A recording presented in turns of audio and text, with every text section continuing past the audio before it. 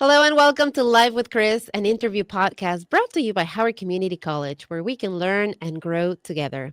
I am your host, Cris Oviedo, and I want to thank you for joining me today. On today's show, we are going to explore the undergraduate research and honors program offered at Howard Community College. And to do that, I want us to take a look at the word honor.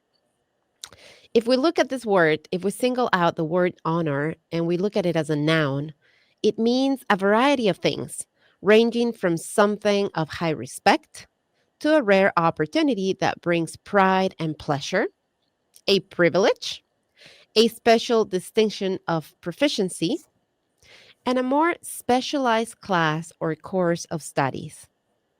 And at HCC, we actually like to take this noun and make it into an active verb that converts all of those definitions into opportunities that connect the classroom with the real world.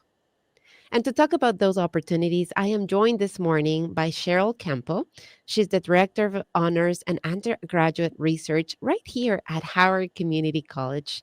Cheryl, thank you and welcome to Live with Cris. I really appreciate you being here. Thanks for having me. I'm excited. Absolutely. And the word honor, it's a big word, and I know that when we hear it, it sounds like something special, and it even has this visceral reaction, right? So I want to really bring it back to this idea that is something attainable, that is something that everyone can participate. And I want you so I want to start with that, right? And I want to set the goals of the honors program right here at Howard Community College. Um, Here at HCC, we believe that to be an honors student, which originated first with our Rouse program, but there are four pillars to what it means to be honors here on our campus. And that's, of course, scholarship, which tends to be something typically associated with being honors, but also to be in fellowship with others, to be a leader, so leadership, and then ultimately to be of service. Really, as you mentioned with that action piece, it is our honor students we really encourage to grow to be a very engaged member of their communities, whatever that might be, whether it's here at HCC or beyond. And see, I love that approach of action. I love that approach of fellowship. I love that we're already kind of taking this big word that seems so far away and distant, and only for a group of people that can really achieve it. We're saying, wait a minute. You can be part of that group if you want to be part of that group, if this is something that you want, because it's more than what, this typical idea we have of honors, of this really special. It is very special, but it is Mhm. also very attainable. It is a reality that can be a reality for each one of our HEC students. Why do we offer this honors program here at Howard Community College? I think it's a great way for our students to focus their learning on something that isn't just a grade or, my parents or whatever. Like, really, and I think when we talk about it on our team, we want our students to think about how, even if they're not there yet, if that's what they want for themselves, if they want that esteem, that feeling that they've accomplished something, then we absolutely encourage anyone who wants that for themselves and who may not even be there yet to go ahead and take their chance at it. We try and support you along the way, but we really think that it helps to tie in all the experience that students have access to here on campus. Yes, your courses, but also the student activities, also the study abroad, the service learning. Just again, getting to socialize and be a part of groups here on campus, whether it's informal or formal. So I think most students are raised in the K-12 environment to think, oh, it's just about getting those great grades in your classes. But here at HCC, we really want to encourage students to develop their whole being. It's a really holistic way to approach your education so that it prepares you to be a community member even beyond that. And when you enter your career and when you become just a participating member in society. I really like what you just said there, that it's beyond the grades, that it's looking at the whole person and it's really making that experience of school even better, bigger in every aspect of it, right? It's not just the academics, it's also taking all of that, seeing the whole person and really trying to give that person, um, as you just said, that group of people that you can come and have a conversation with is really kind of like wrapping the student around so that you can Mhm. succeed and yes, attain that, those good grades because we want you to be successful for sure, but Yeah. know that education is more than that. So, with that in mind, Cheryl, who should consider joining the honors program? um, Everyone.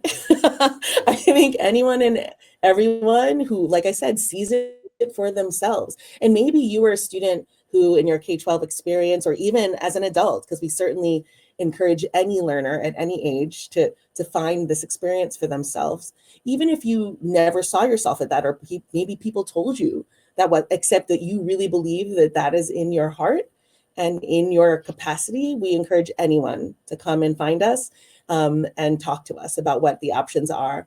I think sometimes we really get held up with this idea that, oh, I have to be an A student to be an honor student. But some of the biggest contributors to our world and our society were not necessarily A students. There are many stories about those kinds of folks. But I think the idea is that, like, you can find your greatness in all of these different ways that we here at HCC consider to be honors, whether that's undergraduate research or the service learning piece or publishing and presenting work that you're really proud of. I think there's so many ways to show your greatness and how you are exemplify honors. So anyone and everyone. Hmm. What a beautiful way to define what honors is, right? Is if you see yourself, first of all, if you see yourself, and then there is many different routes, many different ways, many different opportunities. Service. I had heard Cheryl say service right there, right? That you can be an Mhm. honors student through your service. I mean, that's what I'm talking about. That's amazing. So anyone and everyone who would like to see themselves in an honors program, talk to Cheryl, please. Come and explore the opportunities here at HEC. And that's where I want to go next. I want us to really dive a little deeper. I know you kind of gave us a quick, brief overview of some of the opportunities, but let's really dive into those, right? Let's really talk about what those honor programs look like here at HEC right now. Well, certainly. Currently, our honors and undergraduate research area encompasses two on-campus based honors programs, the Rouse Scholars Program and the Schoenbrodt Honors Program. In addition to that, we also have a chapter of Phi Theta Kappa, which is an international honor society for two-year colleges. And as I had already alluded to, we've got undergraduate research and also a peer-reviewed research publication, the Journal of Research in Progress. I'll start out with just the honors programs, though. So the Rouse and Schoenbrodt. Rouse has quite a legacy here on campus. It's been in existence for over 30 years. Just this spring, for example, my colleague Laura McHugh had an alumni event, and we had students from our single digit Rouse cohorts come back and celebrate with one another as far back as single digits, but as recently as last year's cohort. And so I think that's really a testament to the community building that that program does. It's one that's typically intended for a traditional student right out of high school. The expectation is that they plan to come here to HCC as a full-time student, spend 4 semesters here, but in those 4 semesters, the cohorted experience means that they take at least a seminar with each other each semester, which helps to build that group feeling, and hopefully a connectedness that they might not otherwise have access to. And then there are, of course, academic requirements as well as social requirements. The Rouse program has pillar events and then also a service piece. So as I had mentioned, our 4 pillars were basically built in the Rouse program, but also expected of any student who really considers themselves to be honors. So that's a Rouse program. It's typically a full-time program. Our Schoenbrodt Honors program is a lot more robust and flexible for our students who might need a little more range in what their experience can look like. We have dual enrolled students, so high school students in that honors program, all the way up to to adults who've come back to school, whose own kids encourage them to come back. Their kids even being alumni of HCC, which I think is wonderful. And they're out in the community already working, but taking classes here and wanted to be, again, saw themselves as having that opportunity to be an honors student. And that one is can be part-time, but also full-time. But as I've already mentioned, it can be any age, any length of time, although we generally recommend that students plan on at least spending 2 semesters here in order to complete the academic requirements of either of our honors programs. So there's also a social piece and sort of a reflection piece that's part of that program, but it is a lot more open to variations in personal needs. So if our students, for example, are working full time or even, have family obligations, that one tends to be a lot more accommodating. And it can take over a range of time. It's not locked to 4 semesters, but however much time they might need to do it. I really appreciate the fact that we have, a more traditional for students, and then we also have this other flexible one. It's like, it feels very much like we're looking at the population that we have here at HEC and understanding and listening, right? Listening first, and then creating those opportunities for them. Where does the undergraduate research program fit in the honors program? Can you tell us a brief overview of this opportunity so that we can also bring that into consideration? Yeah, absolutely. So undergraduate research is an experience that's considered part of honors. It's an opportunity for students to take subjects that they're learning about in class. Right now, we are more focused in STEM fields, so things like engineering, chemistry, environmental science, physics, but we are expanding that into other disciplines. And we have, for example, a very active anthropology professor who does undergraduate research with our students. But it's an opportunity for students to take the subject matter and then to really do a deeper dive and to think more critically about it, maybe to apply it to their environment, the world around us, under the mentorship of a faculty or staff member. And I think it's really an exciting opportunity for students to find an avenue into that critical thinking piece that maybe they haven't explored before. As an undergraduate, I didn't always earn the best grades. And it was through undergraduate research that really changed my trajectory. And as a first generation student here in America, my parents didn't even know about this opportunity. I happened to stumble upon it myself when I was an undergraduate. And I hope that by providing this opportunity and hopefully pushing the word out to our community, that students find it a little more easily, that they can explore it as a way to, again, sort of discover their own greatness. But it can look a lot of different ways depending on your discipline. In the STEM fields, it might be working in the lab. In the social sciences, it might be doing field work. In the arts, I would love to see our students do undergraduate research in the arts, but it could be sort of doing critical analysis of theater or visual arts pieces. I think there's so many possibilities. Cheryl, if you don't mind, can we talk a little more about that own experience that you just shared with us? Because I think there's so much value, and I'm sure that that informs so much the work that you do, both here, for the undergraduate research program, but the honors program as well. So, if you can just Yeah. kind of tell us a little bit about, how your own personal experience as an undergraduate student, like you said, first generation here, stumbling upon an opportunity like this, and you just said it Yeah. transformed, right? We don't want people to stumble upon it. We want people to come. We want our students to come and make that conscious decision, know that it is available, and then make the decision Yeah. of, yes, this is what I want to do, and this is not what I want to do. So help us through your own experience, right? Yeah. Understand a little bit better about the value of these kind of programs and knowing that they exist, so we can make that Yeah. decision. Yeah. No, I think it truly was transformative. So as an undergraduate, so my parents are from the Philippines. I was born here though. So they moved here, and in the Philippines, there's a lot of emphasis to be like a doctor, a lawyer, an engineer. And so they sort of came to the United States with the same thing. And if it wasn't going to be that, it was going to be a nurse. So there's a lot of these expectations I think that get put on us.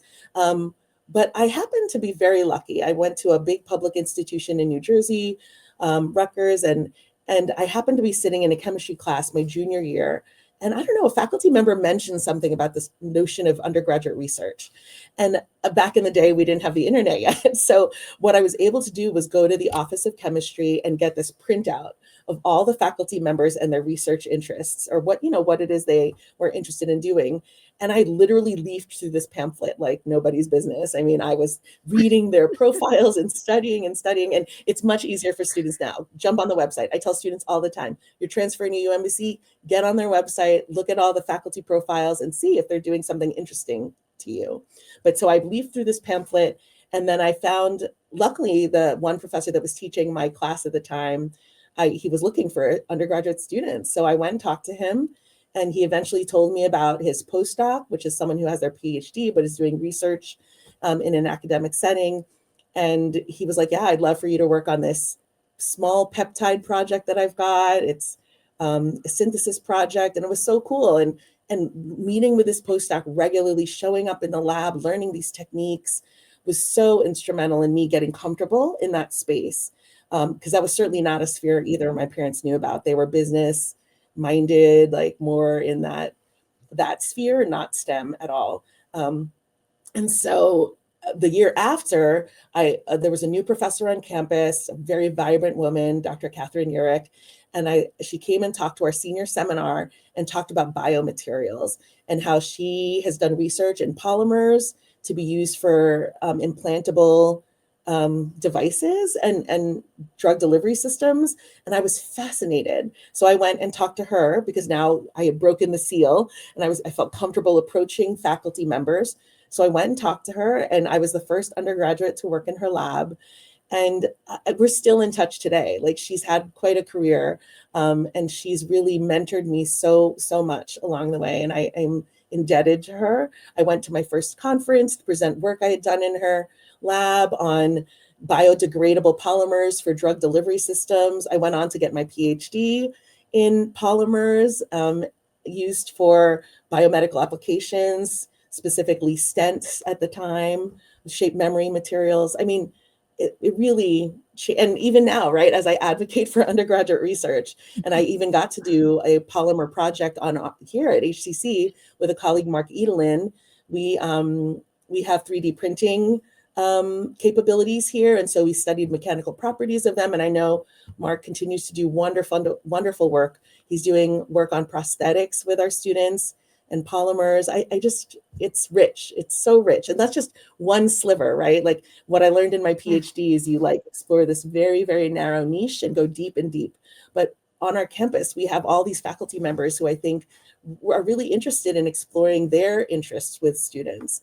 And so I don't know, I really can't say enough. Like I said, I wasn't great in the class always, but in the lab, I found that I was just so excited to learn and see how it was applicable to more than just, book learning and real people in the world. It was truly a wonderful experience. I mean, that's it. It's exactly what it sounds like. We hear so much about, being in the wrong place at the wrong time, but this really sounds like this could be being in that right place at the right time. You just talked about how much more it enriched your experience as a student.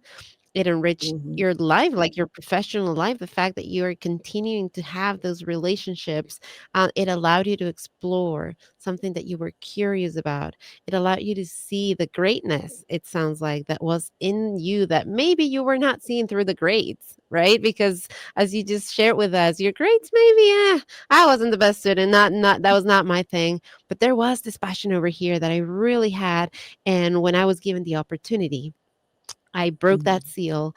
I dove right in, and it sounds like you've had a beautiful career through that opportunity, through that experience, and it continues to shape your professional life in the work that you do today. And to me, that's invaluable. To me, that's the best model for education because, as you just said, it's giving the opportunity to the students to explore what they're interested in, Mhm. so they can find that really brings life and ignites that passion inside so they can make a Mhm. career out of that. So Mhm. thank you for that. Thank you for sharing that. I really, really appreciate it. You lit up totally the screen. I mean, you were just shining, and that's what that's what I think the honors and the other undergraduate research program are about. It's about bringing that light in all of our students and making sure that you guys see yourselves and feel yourselves, that you can really explore that. You also talked, Cheryl, a little bit about this.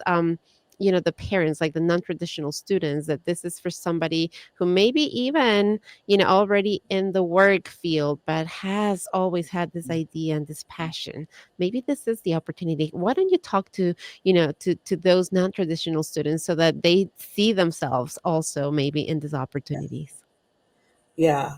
Um, I have a specific student in mind when I think about this sort of thing, but it's one of these things where we're really looking to make sure we're packaging and making available different ways to engage with this kind of an experience. So undergraduate research currently looks like a 4-semester sequence on campus, but we're sort of seeing where there's play in that time frame. Through honors, you can also engage in something called capstone, which currently is a 2-semester experience.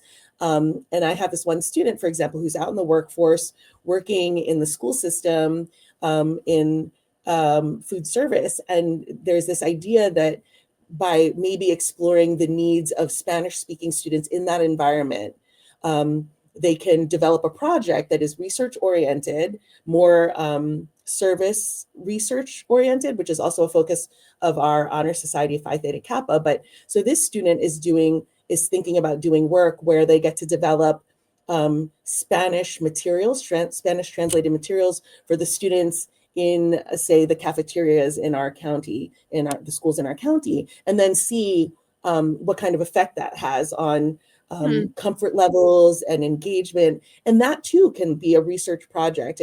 And we're still at the front stages of that, and whether or not that fully